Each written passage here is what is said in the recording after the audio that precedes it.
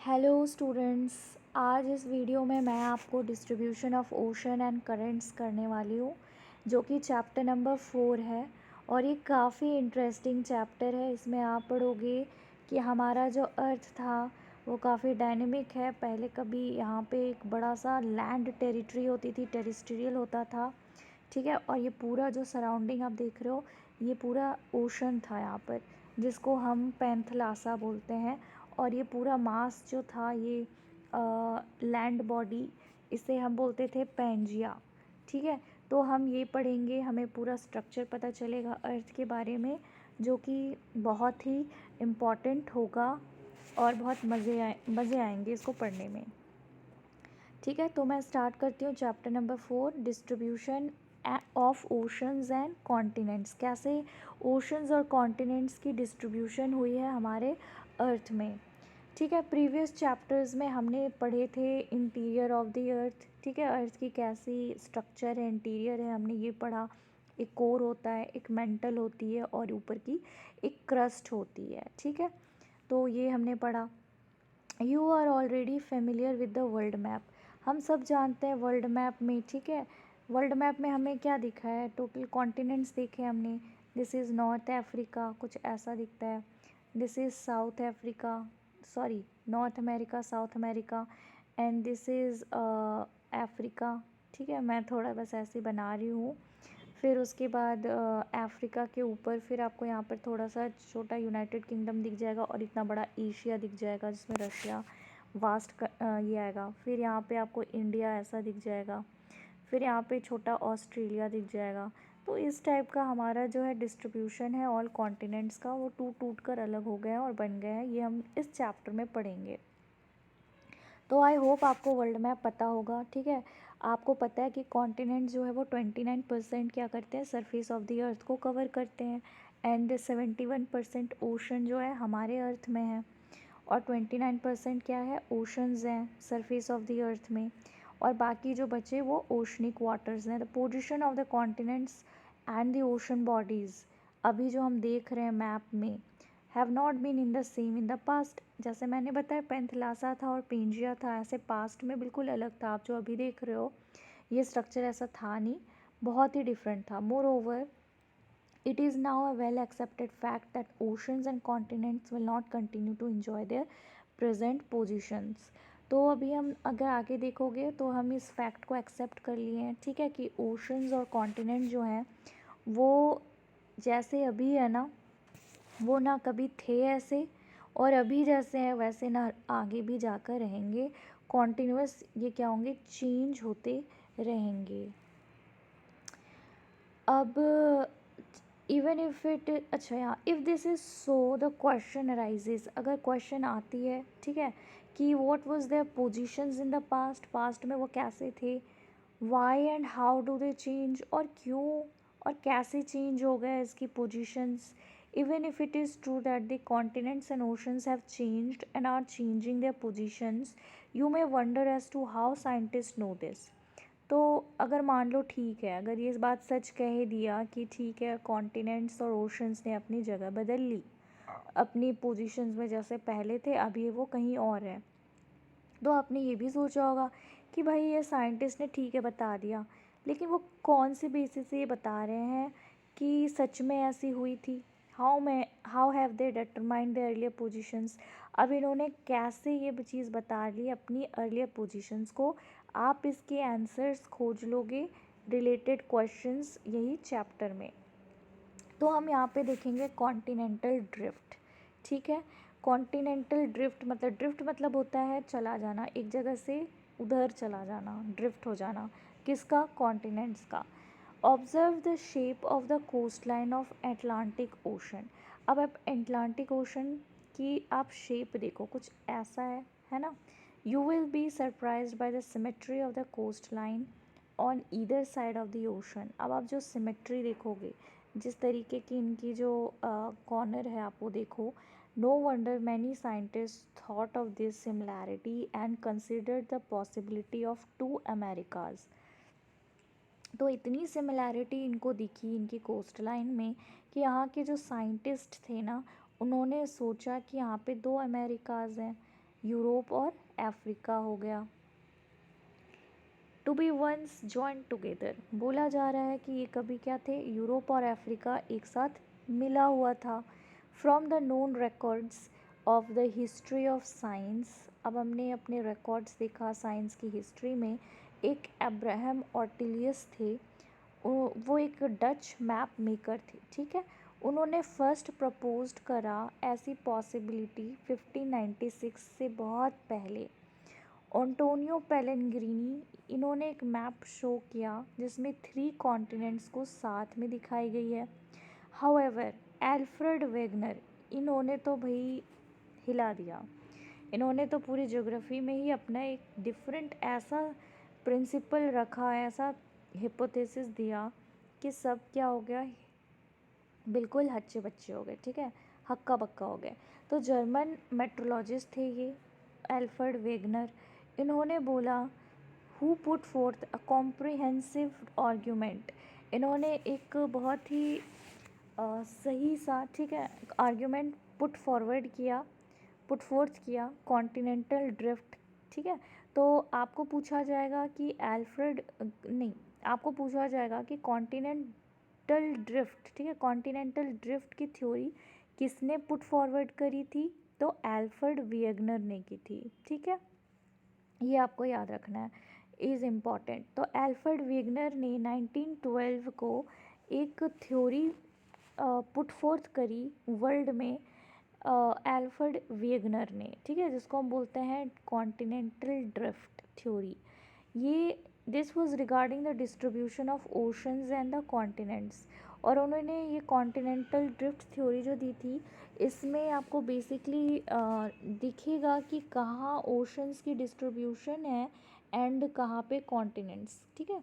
According to Wegener, अब Wegener ने कहा कि जो पूरे कॉन्टिनेंट्स थे ना, ये एक सिंगल कॉन्टिनेंटल मास थे and mega ocean surrounded the same, the super continent, जिसमें एक सिंगल जो कॉन्टिनेंट था, उन्होंने बोला हमारा जो अर्थ है, राइट, और पहले का अर्थ मैं बना रही हूँ, पहले क्या था, एक सिंगल सा मास बॉडी था, एक लैंड था, ठीक है, मैं इसको रेड से ड्रॉ कर रही हूँ, एक लैंड था और उसके सराउंडिंग वाटर थे, ओशंस वाटर, ठीक है, ऐसा था पहले।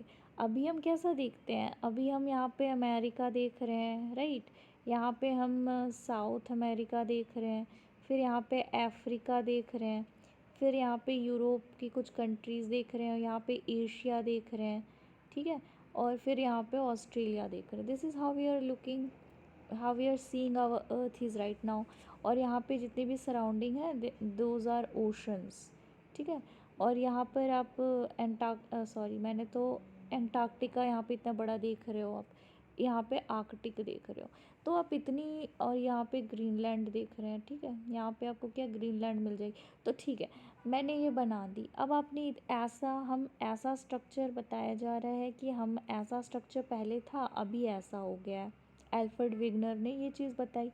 अब आपको याद रखना है, ये जो सिंगल लैंडमास था ना, इसको बोलते थे पैंजिया, ठीक है, और ये था पैंथलासा, पैंथलासा एक बड़ा सा कॉन्टिनेंटल मास ऑफ लैंड था जिसको हम बोलते थे बड़ा सा पैंजिया।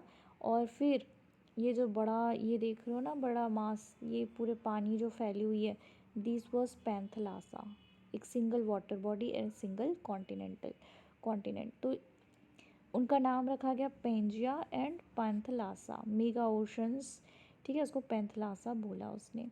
मीनिंग ऑल वाटर, उन्होंने आर्ग्यू करी कि 200 मिलियन ईयर्स एगो में एक सुपर कॉन्टिनेंट पेंजिया जो है वो टूटने लग गई, ठीक है। पेंजिया ने पहले क्या हुए, 2 लार्ज कॉन्टिनेंटल मास में टूट गया, यानी पेंजिया ऐसा था, अब पेंजिया जो है वो क्या हो गया, 2 मास में टूट गया, यानी कि 2 मास था, एक ऊपर का पार्ट टूटा और एक नीचे का पार्ट, नीचे का पार्ट को हम गोंडवाना बोलते हैं, ऊपर का पार्ट को लॉरेशिया बोलते हैं, ठीक है, ये आपको याद रखना है। India is a part of Gondwana land. तो 2 मासेस में क्या हो गई, वो टूट गई Laurasia and Gondwana land, forming the northern and southern components. अब एक नॉर्थ का बन गया लॉरेशिया और सदर्न का बन गया Gondwana land respectively. Subsequently as a result क्या हुआ, लॉरेशिया जो हो गया और गोंडवाना लैंड फिर से ये लोग टूटने लग गए। अब ये टूटने फूटने का काम होने लगा, पहले से ही स्टार्ट हो गई थी।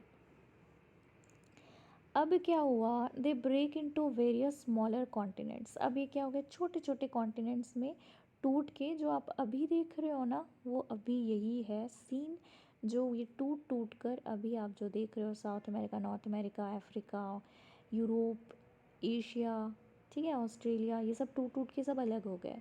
A variety of evidence. अब इस चीज़ को आप कैसे सपोर्ट करोगे कि हाँ ऐसे ही हुआ था, हमने तो देखा नहीं कि ऐसा हुआ है। तो इस चीज़ को प्रूफ करने के लिए, एविडेंस देने के लिए काफ़ी सपोर्टिव कॉन्टिनेंटल ड्रिफ्ट की थ्योरीज़ आए, और इसको नीचे आप पढ़ोगे जो दी गई है। पहला है evidence in support of the continental drift. Continental drift को सपोर्ट करने के लिए कुछ एविडेंस, जिसको एक है jigsaw fit, the matching of continents. अब आप देखोगे अफ्रीका के जो शोर लाइन्स हैं, ठीक है, किनारे के जो तट हैं अफ्रीका की और साउथ अमेरिका की, एक दूसरे से क्या कर रहे हैं, ये एक दूसरे के फेस टू फेस हैं। इनमें आपको रिमार्केबल अनमिस्टेकेबल मैच दिखेगा। और ये भी नोट की गई है कि जो मैप प्रोड्यूस की गई है using a computer program to find the best fit to the Atlantic margin was presented by Bullard in 1964। ठीक है, तो फिर कंप्यूटर प्रोग्राम से क्या की गई, इनको फिट किया गया, जिसको हम जिग्सॉ फिट बोलते हैं। और इसमें अनमिस्टेकेबली और रिमार्केबली क्या हो गया, दोनों की मैच हो गई। ये बिल्कुल जिग्सॉ फिट था ये, ठीक है। और इसको किसने मैच की थी, by the help of computer program, तो बुलर्ड इन 1964 में उन्होंने की थी। कहाँ की थी, तो अटलांटिक मार्जिन को फिट किया था, ठीक है। तो इससे क्या हो गया, ये क्वाइट परफेक्टली क्या हो गया, मैच हो गया। मैच जो थी उसको फिर से 1000 फैदम लाइन को फिर मैच की गई, ना कि प्रेजेंट शोर लाइन को की गई, ठीक है। अब यहाँ पे हम दूसरा देखेंगे, rocks of sea match across the oceans. अब ओशंस के अक्रॉस में उन्होंने क्या देखा, रॉक्स। रॉक्स जो थे, जो वहाँ मिली वो सेम वहाँ दूसरी जगह भी मिली। इनकी जो रेडियोमेट्रिक डेटिंग थी, मेथड्स डेवलप, ठीक है, ये मेथड डेवलप हो गया था, रेडियोमेट्रिक डेटिंग मेथड्स। इसमें जो रिसेंट पीरियड है facilitated correlating the rock formations, ठीक है, रॉक कैसे फॉर्म हुई डिफरेंट कंट्रीज़ में अक्रॉस द वास्ट ओशन, पूरे वास्ट ओशन में कैसे इनका फॉर्मेशन हुआ। The belt of ancient rocks 2000 million years from Brazil coast matches with those from the western Africa. तो जो आप देखोगे, ठीक है, एंशियंट रॉक्स जो 2000 मिलियन ईयर्स ब्राज़ील कोस्ट में मैच करेगी, किससे, तो वेस्टर्न अफ्रीका से। अर्लीस्ट मैरिन डिपॉजिट्स जो थे, मतलब यानी कि मैरिन डिपॉजिट जो भी थे बहुत पहले की, वो South America, Africa area of Jurassic age के टाइम, ठीक है, तो ये भी मैच कर लिया।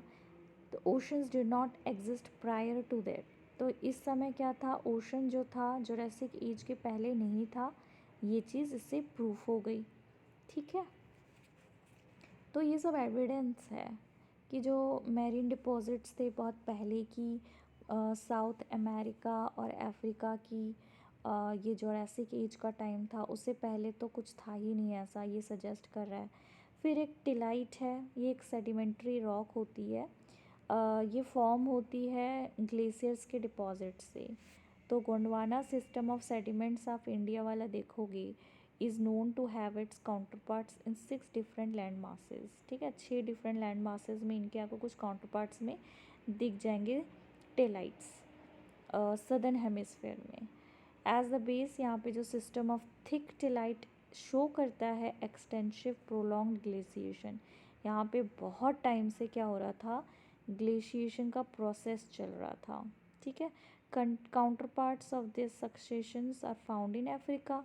अब ये अफ्रीका में भी देखी गई है और यहाँ पर इंडिया में भी देखने को मिल गया, और फाल्कलैंड आइलैंड में भी देखा गया, मेडागास्कर, एंटार्क्टिका और ऑस्ट्रेलिया में भी इसको सेम देखी गई है। तो ओवरऑल यहाँ पे रिजेम्बलेंस हुई कि गोंडवाना टाइप ऑफ सेडिमेंट्स वो क्लियरली डेमोन्स्ट्रेट करता है इस लैंड मास को, जो रिमार्केबली सिमिलर है जितने भी हिस्ट्रीज़ में हमें देखने को मिला। तो ग्लेशियल टिलाइट्स जो है ये प्रोवाइड करता है अनएम्बिगस एविडेंस पेलियो क्लाइमेट्स का और also different of drifting of continents का, कि कॉन्टिनेंट्स जो है वो ड्रिफ्ट हो गए, साथ ही साथ यहाँ पे क्लाइमेट्स का भी क्या हुआ, पुराने क्लाइमेट जो थे वो भी चेंज हुए थे।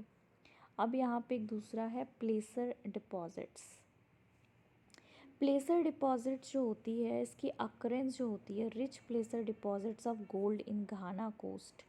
ठीक है, अब आपको गोल्ड की कोस्ट घाना में क्या दिखेगा, गोल्ड डिपॉजिट्स दिखते हैं जो कि है वहाँ पर। ठीक है, and the absolute absence of source rock in the region is amazing fact. फिर एब्सोल्यूट एब्सेंस यानी कि यहाँ पे कोई सोर्स रॉक नहीं है, ये भी क्या है, एक अमेजिंग फैक्ट है। एक प्लेसर डिपॉजिट्स है बहुत, जो बहुत रिच है घाना में, और वहाँ पे एक जगह में बिल्कुल कुछ भी नहीं है। तो गोल्ड वेयरिंग वेन्स जो होती हैं ब्राज़ील की, तो ओवियस है कि जो गोल्ड डिपॉजिट्स हैं घाना की, ये डिराइव कर जाती है ब्रेजिन प्लेट्यू से, जो कि 2 कॉन्टिनेंट्स ले साइड बाय साइड एक दूसरे के क्या है, बगल बगल में है। तो इससे क्लियर हो जाता है कि ब्राज़ील के जो वेन्स में, जो ब्राज़ील में आपको गोल्ड देखने को मिलेंगे, वहाँ पर आपको घाना अफ्रीका में भी मिल रहे हैं। तो इससे पता चल जाता है, ये भी क्या हो गया, बता दिया, प्रूफ दे दी कि हाँ भाई सच में इन दोनों में सिमिलैरिटीज़ हैं। फिर डिस्ट्रीब्यूशंस ऑफ फॉसिल्स, जब आइडेंटिकल स्पीसीज़ जैसे प्लांट्स एनिमल्स हो गए, वो रह रहे थे, ठीक है, अडेप्ट कर लिया उन्होंने लैंड में और फ्रेश वाटर में रहते थे। ठीक है, either side of the marine barriers, हम बात करें पैंथलासा और पेंजिया के टाइम में मैरीन बैरियर्स, प्रॉब्लम अराइज हुई regarding accounting for such distribution, से कैसे डिस्ट्रीब्यूट करेंगे। तो ऑब्जर्वेशंस की गई कि जो लीमर्स जो थे, जो इंडिया में होते थे, ठीक है, वो मैडागास्कर और अफ्रीका में भी कॉन्टेजियस लैंड मास, जिसको लिमूरिया बोलते हैं, लिंक हो रहे हैं इन 3 लैंड मासेस में। फिर एक मेजोरोसस था, ठीक है, ये एक स्मॉल रेप्टाइल है जिन्होंने अडॉप्ट किया था एक शैलो ब्रैकिश वाटर में। तो उनकी स्केलेटन्स जो है वो मिली है 2 लोकेलिटीज़ में, जो कि सदर्न केप है जो अफ्रीका में है, एंड इरावर फॉर्मेशन जो ब्राज़ील में है।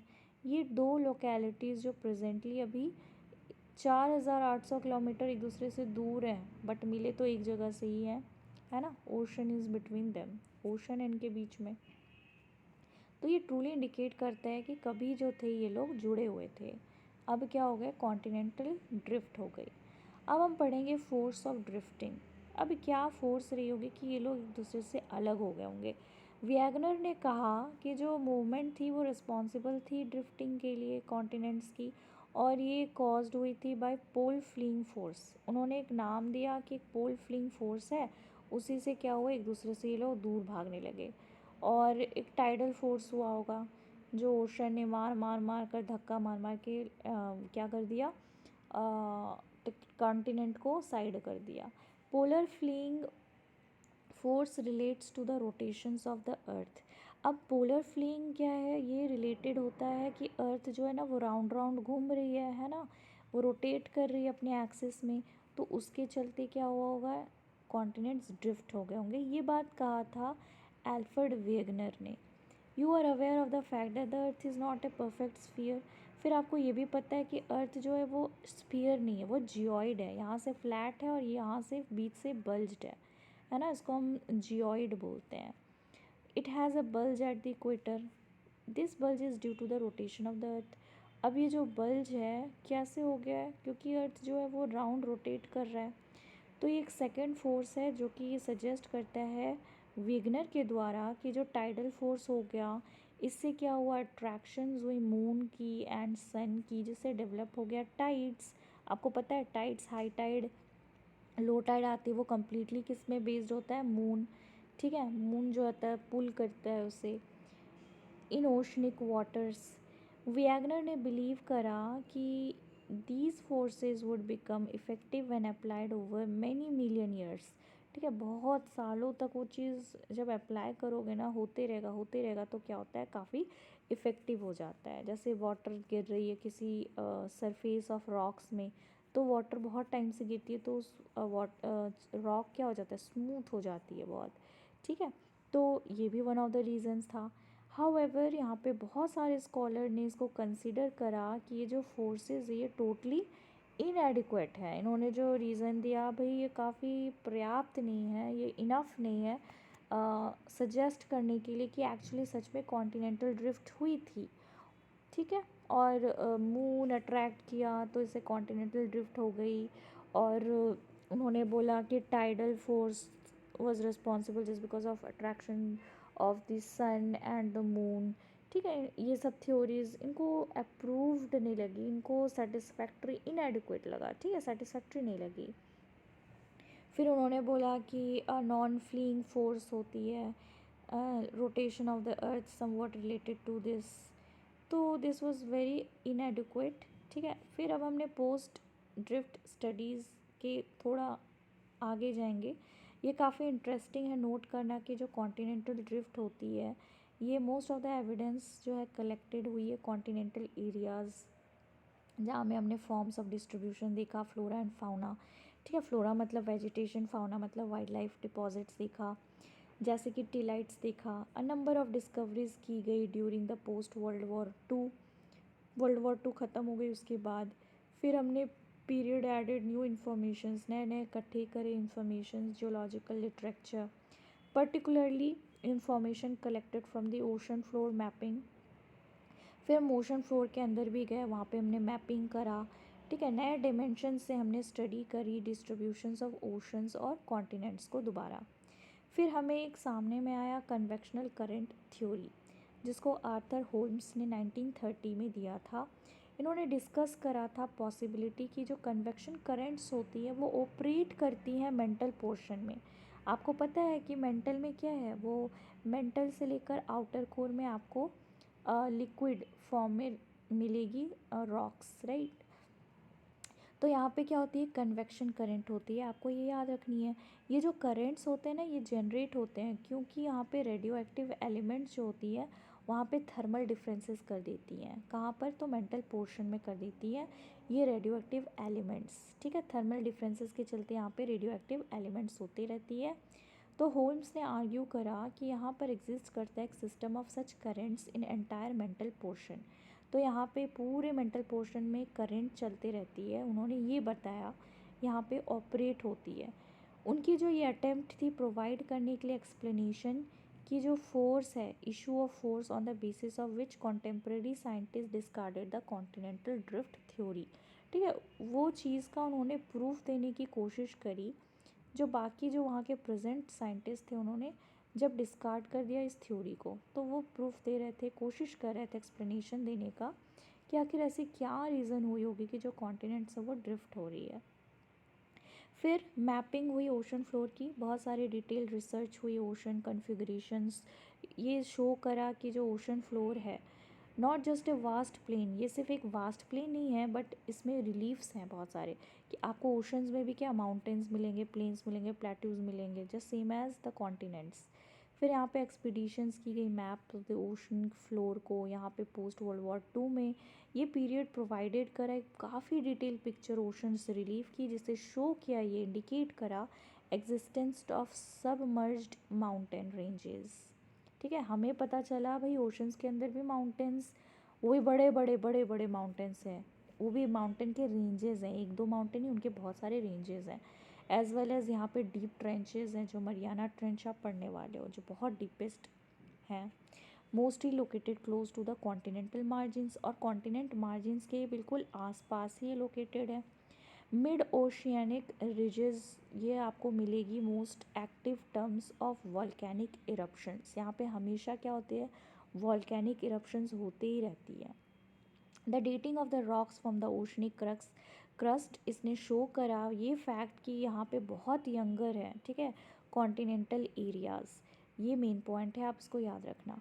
यहाँ के जितने भी रॉक्स को जब डेट करी गई तो पता चला कि जो ओशनिक क्रस्ट है, ठीक है, वो क्या है, बहुत ज़्यादा यंगर है comparatively to continental areas. Rocks are either side of the coast or crest of the oceanic ridges and having equidistant locations, ठीक है। जो रॉक्स जो हैं या तो फिर ओशनिक रिजेस के आसपास हैं, उनके अगल बगल में हैं, एंड हैविंग इक्वी, और या फिर उनके इक्वल डिस्टेंस में लोकेशंस हैं, क्रेस्ट जो है वहाँ पर मिली है। काफ़ी रिमार्केबल सिमिलैरिटीज़ देखी गई हैं in both terms of their constituents, कि वहाँ पे क्या कॉन्स्टिट्यूएंट्स होंगी और उनकी एज। ठीक है, अब ओशन फ्लोर कन्फिग्रेशन देख लेते हैं। इन दिस सेक्शन हम नोट करेंगे कुछ ऐसी चीज़ें जो रिलेटेड है ओशन फ्लोर के कॉन्फ़िगरेशन से, जो हमें हेल्प करेगा समझने में कि डिस्ट्रीब्यूशंस है कॉन्टिनेंट्स एंड ओशंस की कैसे कैसे हुई है। ठीक है, आप पढ़ने वाले हो डिटेल्स ओशन फ्लोर रिलीफ की चैप्टर नंबर 13 में। ओशन फ्लोर जो है वो एक सेगमेंटेड है, 3 मेजर डिवीजन्स हैं बेस्ड ऑन द डेप्थ। ठीक है, कितनी डेप्थ जाते रहेंगे हम ओशंस में, उसके आप पढ़ोगे कैसे उसको डिवाइड की गई है मेजर 3 डिवीजन्स और डेप्थ के बेसिस में, और फॉर्म्स ऑफ रिलीफ वहाँ पे अलग टाइप की, जैसे हमने अर्थ को बांटा है ना, यहाँ पे कोर है, मेंटल है, वैसे हम ओशंस के अंदर भी क्या जितना डीप जाएंगे उतना हमें प्रॉपर्टी रिलीफ अलग अलग देखने को मिल जाएगी। Deep sea basins and mid ocean ridges देखेंगे हम ये डिविजन्स में। यहाँ पे आप एक इमेज देख रहे हो राइट, तो यहाँ पे आपको हाईएस्ट माउंटेन दिखेगा, जो आपको आ जाएंगे वो सब एवरेस्ट माउंटेन। ये आपका कॉन्टिनेंटल स्लोप्स हैं, दिस इज़ सी लेवल, ये एवरेज हाइट है सी लेवल का। ठीक है, यहाँ पे आपको कॉन्टिनेंटल शेल्फ मिलेगा जहाँ से आप आगे बढ़ोगे, ये एवरेज डेप्थ है जिसमें लोग स्विमिंग वगैरह बोटिंग शिप चलती है। फिर नीचे कॉन्टिनेंट में आप आ जाओगे तो ओशन बेसिन फ्लोर, और सबसे डीपेस्ट ओशन आपको इस रेंज में मिलेगा 400। ये cumulative area higher than each level, हर लेवल में क्या हो रहा है आपको देखने को रिजल्ट्स मिलेंगे। ठीक है, हाइट एंड डेप्थ। तो इस चीज़ को हम ओशन फ्लोर को क्या करेंगे नेक्स्ट वीडियो में मैं उसको और एक्सप्लेन करके आपको बताऊंगी कॉन्टिनेंटल मार्जिन्स। फिर उसके बाद we will be talking about the abyssal plains, mid oceanic ridges, फिर कैसे अर्थक्वेक और वल्कनीज को डिस्ट्रीब्यूशंस हैं, कॉन्सेप्ट ऑफ सी फ्लोर कैसे स्प्रेड हो रही है वो भी हम देखेंगे।